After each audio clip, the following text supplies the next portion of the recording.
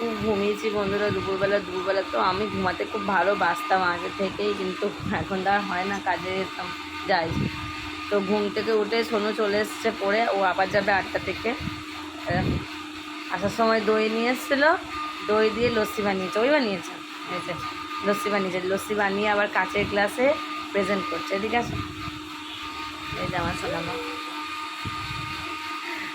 আবার 8টা থেকে পড়া, রবিবার আর শনিবারটা ওর খুব চাপ পড়ে যায়।